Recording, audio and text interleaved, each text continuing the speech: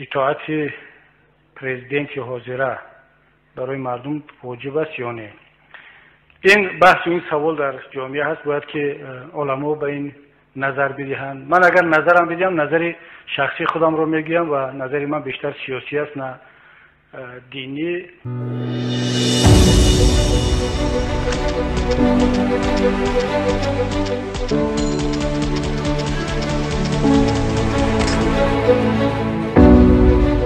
اکثر علمایی که به این نظر هستند دلیلشون یک آیه کریمه است که استعیذ بالله اطیعوا الله و اطیعوا الرسول و اولی الامر منکم.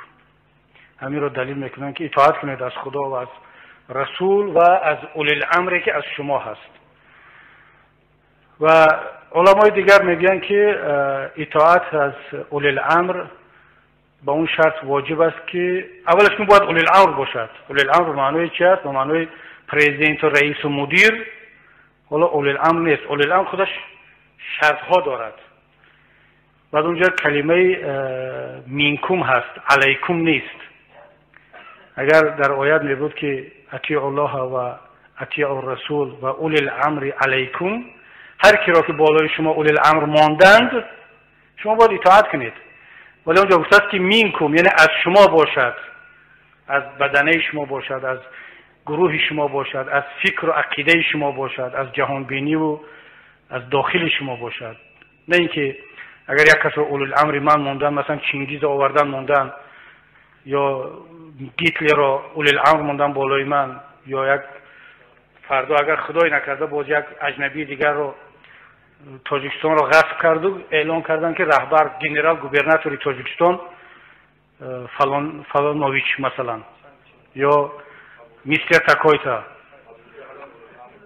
مثال بگیریم و ابو جهل یا هر کسی دیگر، اگر اون برادرانی که از این منطق کار میگیرند باید ما اطاعتش کنیم، چون اولی الامر شد دیگر، اون آمد بالای سرت. ولی وقتی که اولی الامر از منکم باشد، از شما باشد، باید او کسی باشد که در راه شما هست، در فکر شما هست. و شرط دیگری اساسی چی هست؟ اطیعوا الله و اطیعوا الرسول. یعنی به شرطی که این اولی الامر در اطاعت خدا و رسول باشد. یک چیز رو اهمیت بده. چرا در همین آیه کریمه کلمه اطیعوا دو بار تکرار شده، سه بار نه؟ یعنی اطیعوا الله و اطیعوا الرسول نگفت که و اطیعوا از اولی الامر، یعنی اطاعت از خدا و از رسول این اطاعت است دیگر، بدون بیچون و چرا. ولی اینجا اطیعوا نآمده است دیگر، این مربوط است به اطاعت اون دو نفر دیگر، دو قسمت اولی آیات. این رو بعد خواهش میکنم علما، من دعوای اینجا تفسیر و مفسر و علم دینی ندارم، من فقط شرح داده شدم، نظر شخصی خودم میگم، ولی علما باید که مسئله رو بیشتر شرح بدین. اما درباره پرزیدنت دوستانی عزیز، پرزیدنت پادشاه نیست. اگر کسی هم میگوید که امر پادشاه واجب است، همین مثلا هم که جای بحث دارد، حالا اینا میتونیم با بحث کنیم که پادشاه یعنی چی، کدام نمودی پادشاه. ولی پرزیدنت پادشاه نیست. پرزیدنت طبق قانون جمهوری تاجیکستان و کنستیتوسیون جمهوری تاجیکستان یک انسانی است که از طرف مردم انتخاب می شود، برای یک مدت معین باید در خدمت مردم باشد. پرزیدنت خادم مردم هست، نه اولی الامر. اگر ما از روی ترتیب حاکمیت در یک کشور بگیم که بالاترین مقام دولتی کی هست، کنستیتوسیون جمهوری تاجیکستان میگه که خلق سرچشمه حاکمیت است. اینا کنستیتوسیون جمهوری تاجیکستان میگه. حالا کدام ماده هست در یادم نیست، ولی باب یکمی کنستیتوسیون جمهوری تاجیکستان است، میگه خلق سرچشمه حاکمیت است. اولی الامر از روی کنستیتوسیون جمهوری تاجیکستان کی است؟ خلق. نظام دموکراسی هم چرا میگه؟ دموکراسی معناش حاکمیت خلق. دموس کلمه لاتینی خلق، کراتیا چی است؟ حاکمیت. تئوکراتیا یعنی حاکمیت خدا، دموکراسی حاکمیت خلق و دیگر و دیگر. حتی از روی کنستیتوسیون جمهوری تاجیکستان باب یکم یعنی قسم یکم کنستیتوسیون بخشیده شده است به ساختار دولتی، دوم به آزادی ها و عهدهداری های شهروند، سوم قسم کنستیتوسیون تاجیکستان وقتی که به ساختارهای دولتی می آید ردبندی میکند حاکمیت تاجیکستان را، اول چی را میارد؟ پارلمانت را، مجلس عالی را. تنها قسم چهارم بخشیده شده است به پرزیدنت و پنجم به حکومت. یعنی از روی ردبندی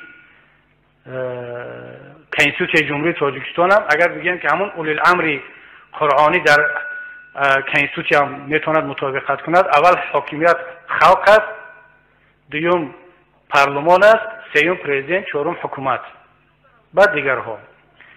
نباید ما مفهوم ها را و اصطلاح های دینی را با دنیوی آمیخته کنیم.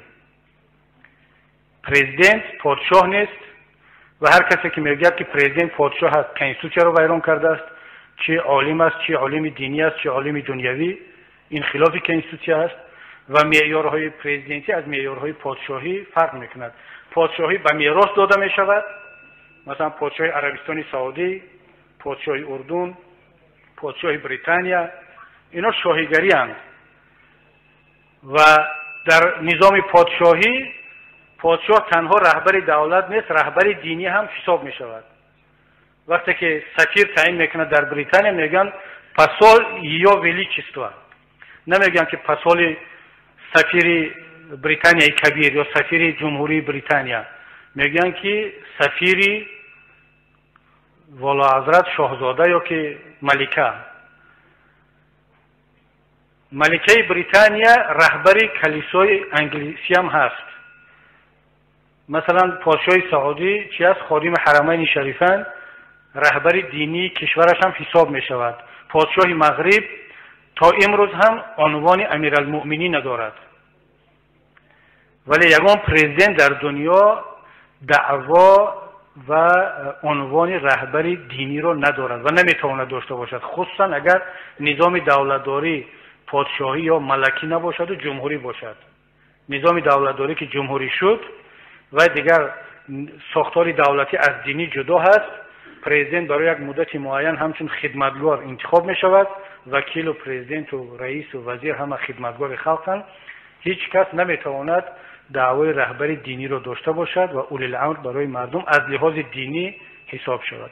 بنابراین من خواهش میکنم که این مفهوم ها اصطلاح ها آمیخته نشوند، اختلاط به وجود نیاید و همه چیزا در جای خودش بیان کنیم. از نگاه ما اطاعت پرزیدنت به امر و فرمان های پرزیدنت برای هر شهروند واجب است از لحاظ قانونی، به شرطی که امر و فرمان های پرزیدنت به حالا دین اون طرف مونیم قرآن و سنت به کنستیتوسیون و قانون های جمهوری تاجیکستان مخالفت نداشته باشد. فرمان پرزیدنت اطاعتش واجب می شود در وقتی که مخالفت نداشته باشد، ولی اگر مخالفت به قرآن به قانون جمهوری تاجیکستان اگر مخالفت داشته باشد، اطاعت و فرمان پرزیدنت نه به وزیر، نه به وکیل، نه به شهروند واجب نیست.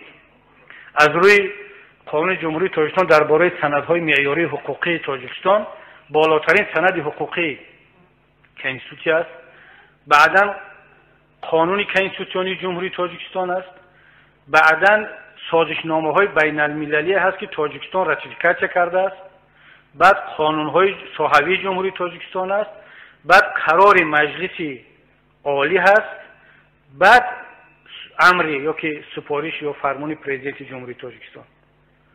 چندم جا هست؟ پنجم یا ششم. این قانون جمهوری تاجیکستان درباره سندهای حقوقی و معیاری معین کرده است. این نظر شخصی من یا یگان حقوق شناس دیگر نیست. خب کدام عالم اسلامی که قرآن میداند، شریعت میداند، فرق بین قانون اسلامی و قانون دنیوی را میداند، کدام عالمی که کنستیتوسیون جمهوری تاجیکستان میداند و قانون جمهوری تاجیکستان درباره سندهای حقوقی و معیاری را میداند، هیچگاه این حرف نمیگد و به این باور ندارد. ولی کسی که نه قرآن میداند، نه نظام اسلامی را میداند، نه تشخیص درست داده میتواند بین نظام اسلامی و نظام دینی و جمهوری، فرقیت بین شاخه‌های حاکمیت نمیداند، این یک افسانه برای عامیان و برای عوام و مردم هست که بعد دیگر زور که آمد از همین استفاده میبرند.